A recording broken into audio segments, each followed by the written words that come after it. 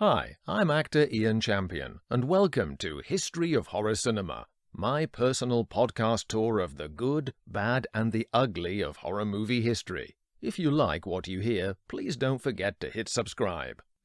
Dead Men Walk, 1943.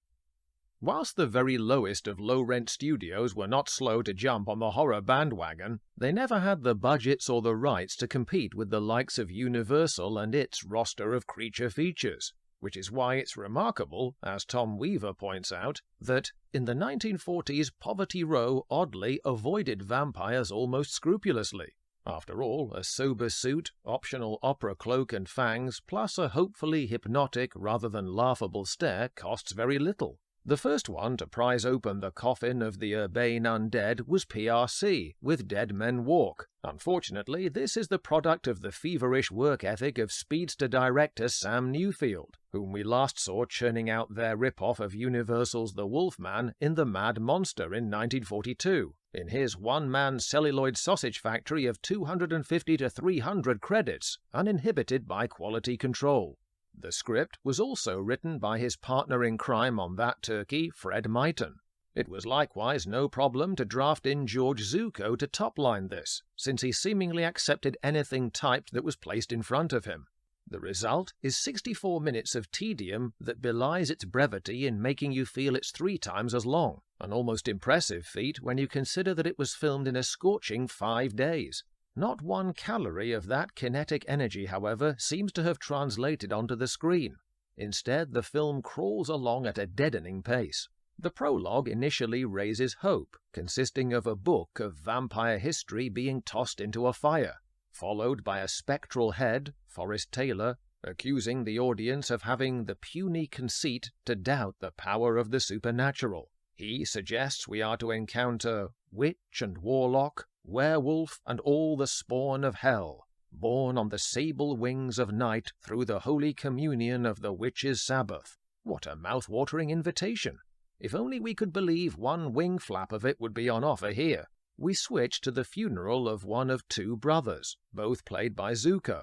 The deceased Dr. Elwyn Clayton was originally a good man whose soul was corrupted by the dark arts of witchcraft after returning from India.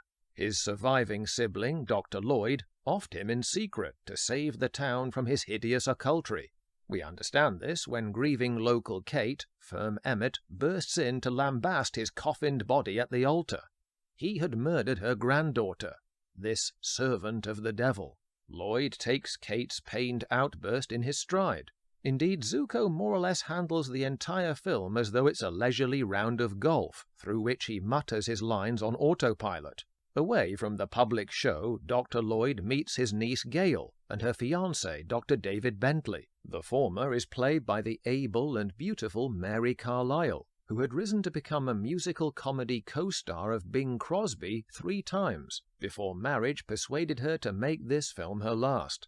As Dr. David, we have Nedrick Young, who thankfully was a strong writer, weathering the McCarthy blacklist to co-write Elvis Presley's Jailhouse Rock in 1957, and earn an Oscar as the pseudonymous Nathan E. Douglas for the following year's The Defiant Ones, because his performance here in front of the camera is dreadfully wooden throughout. Once the lovebirds have left, having passed judgment on the black and evil thing they've just buried, in private, Dr. Lloyd is burning his brother's unsavory notes when he is assailed by the crazed appearance of the latter's hunchbacked henchman Zola.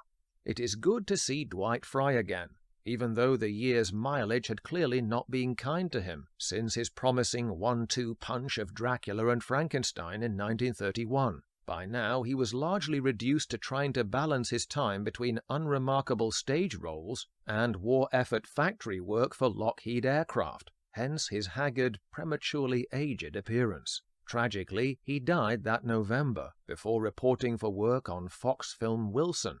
In his last role, at least his engine still summons up the redlining revs of frenetic servitude that made and limited his name. "You'll pay for death long before you die," he gibbers at the sight of Lloyd's dishonoring of his dead master's work. No matter, for just like his high priest and Doheb in the previous year's The Mummy's Tomb, you can never count on an evil Zucco staying dead. Zola opens Elwyn's coffin to reveal the satanic sibling can cheat death here as well. To differentiate between each Clayton's bored demeanor, Dr. Lloyd is the one with glasses and a hat, whereas Elwyn is without either. One interesting feature, possibly accidental, is Zucco's facial resemblance to Aleister Crowley, the real-life occultist who also sported a bald head and sinister glower. It turns out that Elwyn is actually a madcap hybrid of both Andoheb and Dracula, in sinister service to evil gods whilst literally moonlighting as a vampire in need of constant fresh blood. His resurrected self confronts the not noticeably shocked Lloyd, vowing that to replenish his blood bank he intends opening an account using his brother's loved ones, starting with Gale before suddenly vanishing. The effects work of showing both brothers together by necessity is simply achieved using separate right and left shots of Zucco merged together where the scene cannot get away with a double. True to his word, Elwyn sneaks into Gale's room for a swift pint one night. This causes our heroes to go into crisis mode, which for Dr. David means behaving as though he's been exsanguinated himself, such is his bloodless performance. He'll need every drop, though, as he steps up to offer his own matched blood type to give his fiancée a rejuvenating transfusion. To be fair, Dr. Dave is at least a less erratic physician than his prospective father-in-law. He noticed the telltale puncture marks on Gale's neck immediately. Lloyd, perplexed over Gale's sudden anemia, missed them completely in his presumably full examination, even though he spotted them on a previous victim. It just shows the value of getting a second opinion.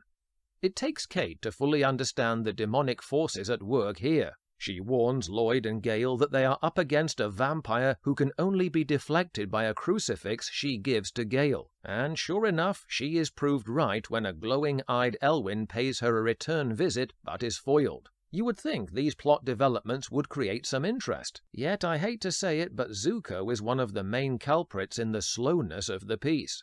As Dr. Lloyd, he prefaces each exchange with ponderous thought as though attempting to diagnose his own boredom. This would be understandable if the dialogue was worth savouring, but Myton's script is likewise cripplingly dull. When Gale asks what he thinks of Kate's utterly fantastic story, he replies drearily, "I don't know, dear. It seems utterly impossible, and yet it's the only answer to an impossible condition."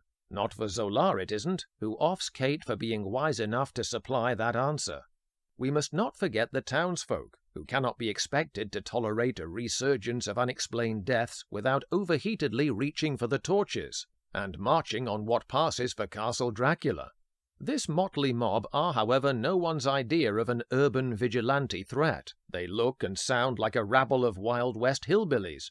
Robert Strange, as the gummy comic relief posse member, appears to be a prototype of authentic frontier gibberish wildman Gabby Johnson in Blazing Saddles. Before the villagers can head off evil at the pass, Elwyn and Zola battle with Lloyd in his home. "You don't wait for death, you come to meet him," hisses Elwyn. No wonder he's boiling up with pent-up fervor. Lloyd has just administered his slave one of the most ignominious lingering demises possible, pinning Zola fatally under a pedestal supporting a stuffed ostrich. Cain and Not Very Able grapple with each other as a fallen lamp sets fire to the curtains, a cliched resolution already in horror movies. One striking point is the element of jeopardy of seeing Zucco and his stand-in finally duking it out within a ring of staged flames encircling them in the house set. "Good heavens, there's two of them!" declares one of the cowboy panhandlers in oddly polite exclamation compared to their earlier blue-collar roughness. Unusually, both brothers die in the blaze, so at least we have the boldness of a downbeat ending. Dead Men Walk is a tepid Dracula ripoff that never stands a chance by being hamstrung from the start due to its tortuously slow rhythm, dull acting, and slapdash quickie execution. Thanks for listening. If you like what you hear, please don't forget to hit subscribe.